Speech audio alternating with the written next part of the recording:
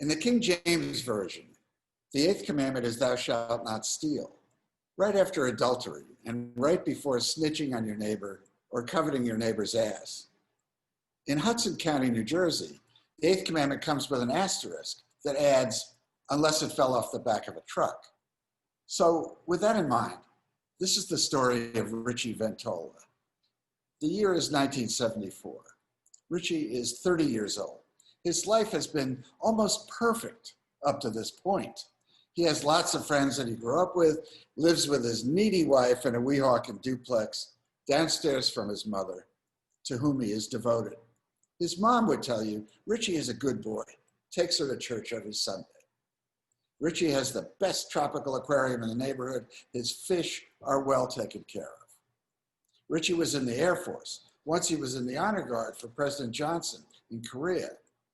When he was honorably discharged, his not so honorable uncle got him into the Railroad Workers Union. He had one of the cushiest jobs in Hudson County, making up trains in the sprawling North Bergen Railroad Yard. Life was good until one night in October, working the night shift with a lantern to signal the engineer, he and his partner, Cesar Ortega, found an open suitcase with $50,000 in cash lying on the tracks near an overpass. And being men of honor, they divided the loot equally, stuffing wads of cash in their underwear and everywhere else, and punched out early. This being Hudson County, Richie and Cesar had no doubt that it was mob money gone astray. Everyone played the numbers, and newsboy Moriarty, the boss, would not take kindly to folks stealing his hard-earned proceeds. 500 yards from the rail yard, under a different overpass, the kidnappers of little John Calzadilla waited for the boy's father to toss $50,000 in ransom money down to them. Fortunately for Richie and Cesar, that night, the disappointed kidnappers released little John unharmed, and they were soon caught. By the time the FBI swarmed onto the rail yard the next morning, the only issue was, what the fuck happened to Mr. Calzadilla's cash? The rail yard was closed to the public. There were only 17 workers on the yard that night. One of them had the money. This was like shooting fish in a barrel.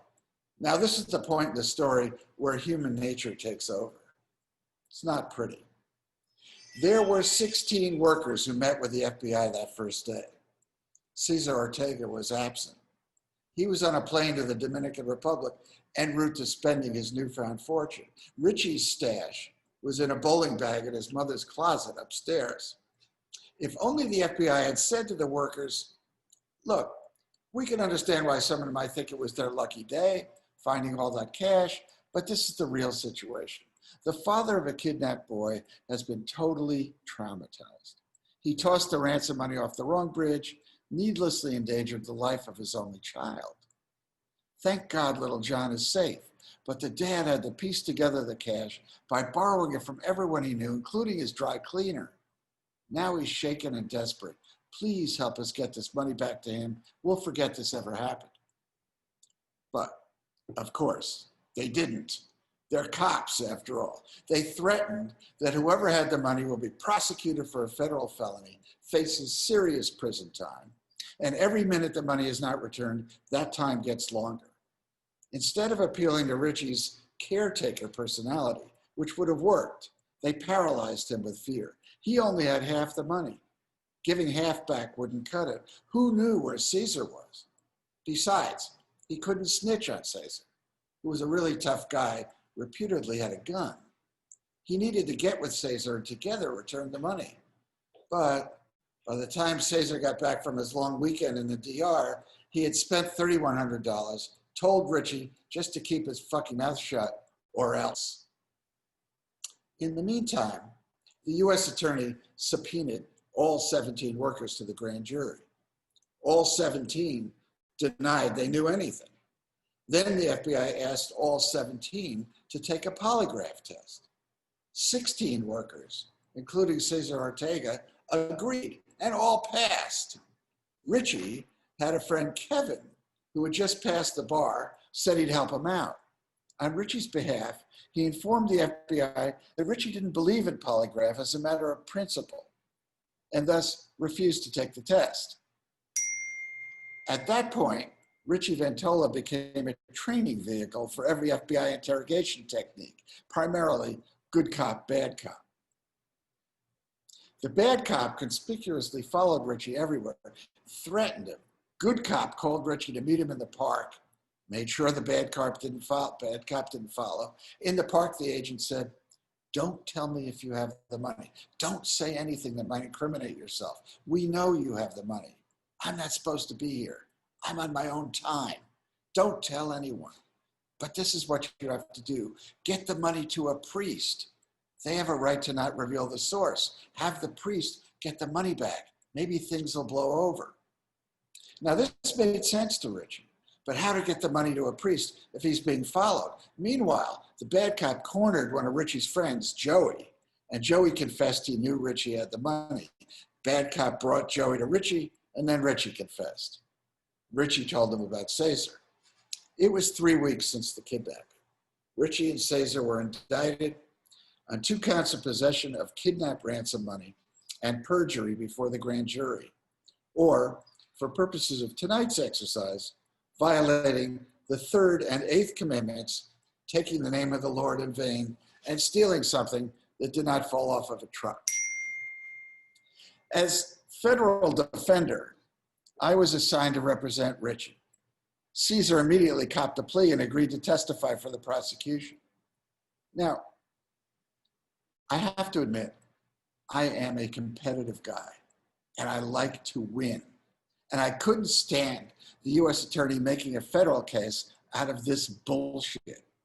The kid was safe. The money, except $3,100, was returned. Only a perfect storm of bizarre events made Richie technically a felon. This is someone who never had a jaywalking ticket. Richie Ventola is every man. I was convinced the jury would be on his side so long as I could assert a plausible defense. And there it was, duress. Make Caesar the bad guy and Richie terrified of him.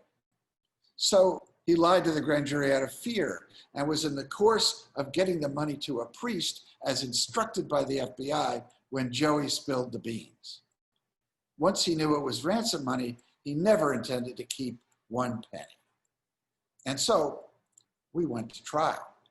The testimony came in just as I've described. The FBI admitted that they advised giving money to a priest, but said that that was not friendly advice. It was designed to get the money out of its hiding place. They came across as cops. Things were going well. I could feel that the jury was right there with us. Joey and Kevin, the lawyer, testified that Richie never wanted to keep the money but was paralyzed. Richie had asked their help in getting the money back. Then it was Richie's turn to testify. He came across as the everyman he was, caught in the crossfire of a crisis that had spiraled out of control. He was deeply regretful for the delay in getting the money back to Mr. Calzadilla, but he never intended to keep it. He was good. We had prepared well, or so I thought. I finished my direct examination. The assistant U.S. attorney, John Barry, began his cross-examination. Richie stuck to his story. Then, for a reason I will never understand to this day, Barry asked Richie where he had kept the money before he turned it in. It was an offhand question of no real consequence. You and I know that the money was in a bowling bag in his mother's closet upstairs. Mrs. Ventola had no clue the bag was even there. But Richie said that he had put the money in a locker in the Port Authority bus terminal. I sat there helpless at counsel table. WTF? Why did he say that? After Richie's testimony, I asked him privately why he said that. He said that he was not going to expose his mother to being arrested for the same crime he was on trial for. The next morning, the manager of the Port Authority bus terminal was brought in to testify in rebuttal. He said the lockers were cleaned out every day. There was no way that Richie had told the truth. And so, on trial for lying under oath, Richie got caught lying under oath. guilty as charged. I do blame myself. Had I thought to go over that fact and tell Richie there was no way in hell the U.S. attorney would come after his mother, he would have walked. I console myself by thinking that some greater karmic force must have been at work. There are religious and philosophical implications here. Richie had been living in a bubble. So had Adam and Eve. St. Augustine was obsessed with trying to answer the question whether Adam and Eve experienced sex for pleasure in paradise, or did sex only become pleasurable once they had tasted the apple from the tree of knowledge of good and evil. The bubble of paradise had to burst for Adam and Eve to become truly human. Richie's bubble burst when the jury said guilty. He went to federal prison in Allenwood, Pennsylvania for 6 months, where he ran the commissary. Big-time mafiosi made good-natured fun of him, especially for giving the money back and still going to jail. He lost his railroad job, began his own business as a landscaper, and did very well. He divorced his needy wife and lives with a girlfriend. Cynicism has crept into his personality. He has knowledge of good and evil. Life is not always fair. I asked him to be here tonight, but he doesn't like to be reminded that he's a convicted felon.